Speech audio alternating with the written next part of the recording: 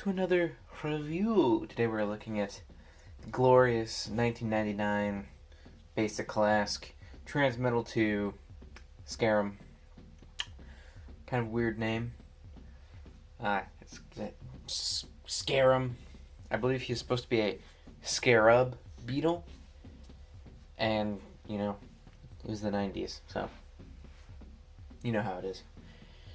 And, he's the first Beast Wars figure I ever got. And therefore one of my favorites. I find him to be very weird. Kind of creepy in some ways. But cool. And unique. Unique. Real quick, we gotta give some shout outs, guys. We gotta give some shout outs, okay? First of all, we want to just huge congratulations to Stoop Animations for one of his videos reaching 12K views. That's a lot. That's a lot for the little guys, okay? Some of my videos, they reach, 1,000, but 12,000. That's pretty good. That's pretty good. And let's just give a shout out to Keystar as well for Elder Scrolls Oblivion Let's Play. Best Elder Scrolls game. Used to play it with my uncle before he moved out. Alright. Here he is. Let's talk about him. So, as I said, he was released in 1999. Great year. Just for music and relationships. Just everything, really. It was a pretty good year. Even politics, right? Yeah, I think. Yeah, pretty good year. Here he is. And I think he's pretty cool. He has transmetals, and his color, his chrome color, is like purpley blue, purple.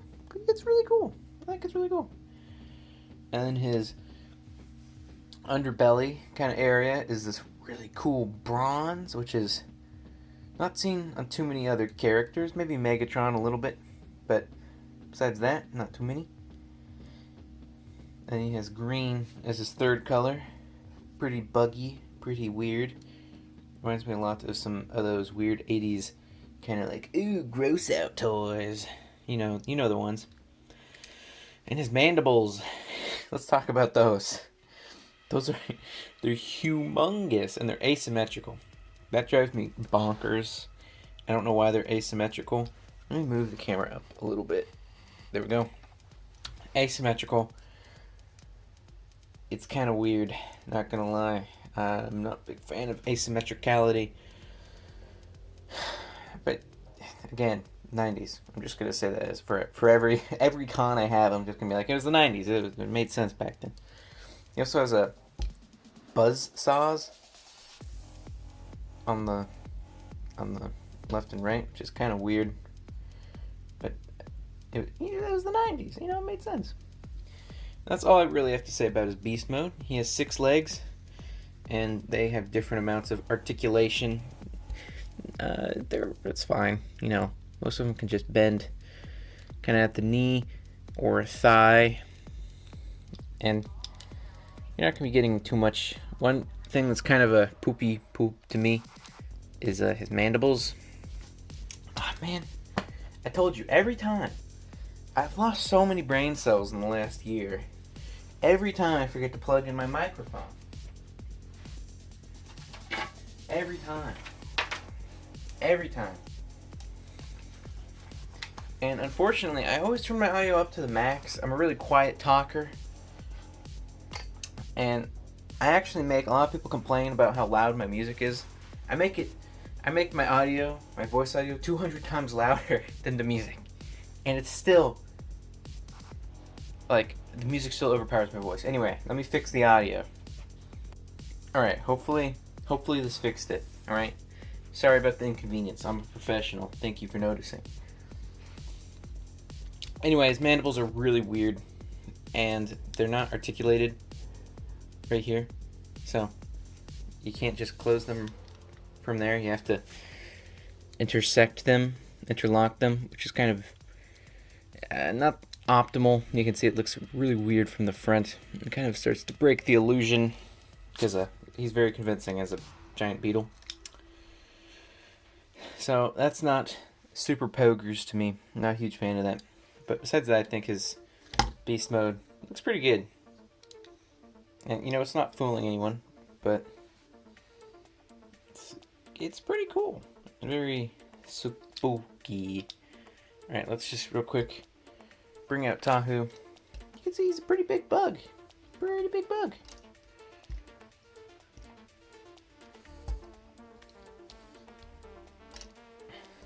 Alright, let's get him transformed.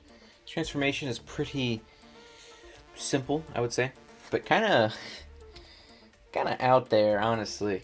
It's kind of out there, especially with the legs. All right. So what you want to do is kind of straighten everything out. Let me move the camera up once again and tighten it, lock it into place. There we go. So you're gonna want to straighten the legs out like so, and you can see this peg is gonna go into there. Very weird receptacle. And it's really weird to line up, and it actually negates his knee, which is very unfortunate. So he does not have this joint of articulation anymore when he's in robot mode, which is kind of stupid. Alright, and then it doesn't really matter what order you do anything. I'm going to flip these legs around and then bring his mandibles, pincers, whatever, out. And his wings actually are not super articulated when he's in beast mode, but you can kind of push him out like that, and it'll squeeze his head forward. And you can just flip it around back here and just kind of lock it into place. It's like a soft tab. And then rotate his pelvis, kind of flip his booty panel out. Gotta flip the booty panel out always. And you're basically done. Just kind of position everything. Come on. Come on, baby. There we go. That joint's kind of stiff. And there you go. He is in robot mode. Pretty simple. Pretty simple. But I think he looks super awesome. Why don't we get out? Whoa. Chill, Tahu. Chill. Bring out Tahu. You can see he got quite a bit taller. And I just love this guy. He's so creepy. Look at this. Look at this guy. Look at this guy. You can see the orange is a lot more prominent now. And it gives him a kind of Halloween vibe, if I'm going to be perfectly honest.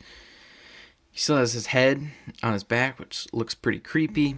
You can see this arrow-looking piece is behind his head, which looks kind of menacing. He has these really big shoulder pads. It's the 90s. It's the 90s. But I think they actually look kind of cool. I don't like how far out they stick out. Good English. But I don't know. It's kind of cool. Gives him a very unique personality, at least. Very unique silhouette. You can see his face is pretty weird. Let's see if I can get the... It's kind of hard to get light on it because of these ginormous shoulder pads. You can see it's pretty cool. He has these really vibrant red eyes and this weird, I don't know, like zit thing. I don't know what that's about. He has kind of an underbite. I don't know. He has a weird mouth. But again, he has a lot of personality. Very creepy. Alright. Gotta get the lights sorted out. And this is pretty cool. You can see his spark crystal or whatever it's called. Man, these lights. There we go. There we go. That's better. You can flip this panel forward. You can see very cool spark crystal, right? Spark crystal. You can see his, Predacon insignia. And I think that looks really good. It has this kind of cool circuit board look around it. It's painted in the kind of coppery color. It's a little off, but I think it still looks pretty great. It has spark crystal. It's looking very fabulous. Very cool. I wish they did that more often. I think that was honestly kind of a cool little feature. And these claws, he's like a hook horror. It's crazy. And the articulation for these is like really weird. You can do this and kind of, rawr. But there's not, the elbow is really weird. You can only really rotate and swivel like that. There's no actual bend in the elbow, really. You can do that, that's about it. Which is really unfortunate. You can't even flip it like 180 degrees so you can use like the saw a little bit more. Like, it's quite weird. I don't know why they did it like that. It makes it a little frustrating, honestly. But why don't we just talk about articulation now? His legs actually lost almost all of their articulation, which is something you don't see too much when you switch from beast mode to robot mode. He lost like all of his articulation in the legs. You can splay out, which is nice, and you can just rotate back and forth. That's it. You can kind of swish it back and forth a little bit, but I don't know, you can get kind of funky with it. If you disconnect the legs, you can kind of give them a bend, but that looks really bad in my opinion. And it's unfortunate because he has basically two knee joints that come together and they both negate each other, which is unfortunate. One thing that's really cool is he has a waist swivel, and his butt panel doesn't get in the way, but you can kind of rotate that down. It's very nice, pretty tight, and it can rotate to 360. His arms, again, are very weird. The shoulder pads get in the way a lot, but luckily you can move the shoulder pads all the way up like that, or down like that. But yeah, they can go really far forward, almost across the body, like his shoulder can. And it can go back about that far. You can rotate it all you want. You can splay out, of course, which is pretty nice. At least the shoulders are pretty well articulated. His elbows are weird. He can, they can rotate. That's about it. You can do that. That's about it. So you can do stuff like this, which is pretty cool. But then his shoulder pad's gonna be in the way. It's really weird dude. And then his head. His head can rotate 360, which is pretty nice. And it's on a ball joint, so he can look up, which looks really awkward, but you can do it. And you can look forward almost. Yeah, there you go. You know what I'm saying. Alright, that's about it for articulation. That's about it for this video. I quite like this figure. I think he's pretty cool. Very 90s. Kind of creepy. Kind of a good, Halloween themed figure. He fell over. And all in all, I think he's a pretty awesome guy. Very cheap at the time. Very cheap now. Again, from what I've seen, he's fairly common. I bought him for like $7 at a flea market. But he's one of the cheaper Beast Wars figures, honestly. If you want to taste the Beast Wars, I feel like, in my opinion, he does a good job of that. He captures that Beast Wars vibe. I gotta review Cybertron Soundwave. That's what I gotta review next. At some point, actually. Really. Come on, let's be real. We don't want to see 2 Transformer reviews in a row. That's crazy. Anyway, I like this guy quite a bit. I think he's worth it. I would go out and get him. If you have, like, every Beast Wars figure except for him, he'll stand out a lot. But the experience of transforming him is very similar to a lot of other Beast Wars figures. So if you want something new in the transformation department, he's not going to be too exciting. And honestly, if you have a bunch of Beast Wars figures, unless you're a completionist, I would not super duper recommend him. But he at least stands out. And he's cool. He's a unique dude. That's all I really have to say. So, peace out.